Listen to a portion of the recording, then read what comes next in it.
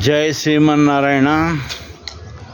అన్నాద్భవంతి భూతాని పర్జన్యాత్ అన్న సంభవః యజ్ఞాత్ భవతి పర్జన్యో యజ్ఞః కర్మ సముద్భవః.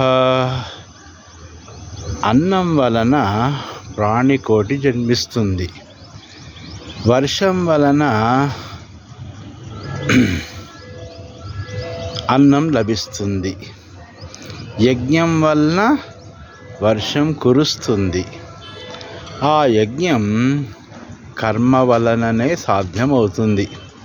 అంటే అన్నం దొరకాలంటే మేఘాలు వర్షించాలి, మేఘాలు వర్షించాలంటే దేవతలు కరుణించాలి, దేవతలు కరుణించాలంటే వారి ఆకలి తీరాలి, వారి ఆకలి తీరాలంటే యజ్ఞాల ద్వారా వారి వారి హవిర్భాగాలు వారికి అందజేయాలి. మరణించిన ప్రాణి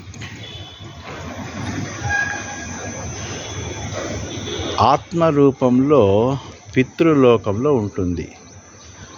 ఆ ఆత్మ తన పూర్వ కర్మానుభవం కోసం తిరిగి ఈ భూమి మీద జీవాత్మగా అవతరించడానికి అన్నాన్ని ఆశ్రయించి తద్వారా పురుష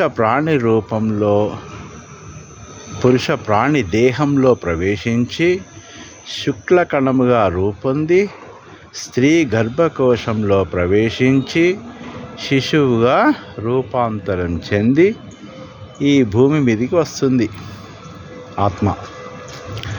మరణించిన మన పితరులకు మోక్షం కలగాలంటే కర్మ పరిపక్వం కావాలి. అలా జరగాలంటే పితృదేవతలు దేహధారణ చేసి ఈ లోకంలోకి రావాలి. అలా రావాలంటే వారికి అన్నాన్ని అందించాలి. అది రక్తం పంచుకు పుట్టిన పుత్రులే అందించాలి. అప్పుడే వారికి పితృ రుణం తీరుతుంది. రుణం తీరడమే మోక్షం. ఇది ఎవరికైనా అంతే. కాబట్టి పితృపక్షాలలో మహాలయ పక్షాలు అంటారు. ఈ మహాలయ పక్షాలు 21 సెప్టెంబర్ వరకు అంటే ఆదివారం వరకు ఉంటాయి. కాబట్టి మరణించిన తల్లిదండ్రులకు, వారి గురువుగారులకు, పెద్దలందరికీ, చనిపోయిన వాళ్ళందరికీ నువ్వులు నీళ్లు వదిలి ఆ యొక్క బ్రాహ్మణుడికి భోజన నిమిత్తమై స్వయం పాకాలు ఇవ్వాలి. ఇచ్చి వారి ఆశీర్వచనం తీసుకున్నట్లయితే పితృ రుణం తీరుతుంది.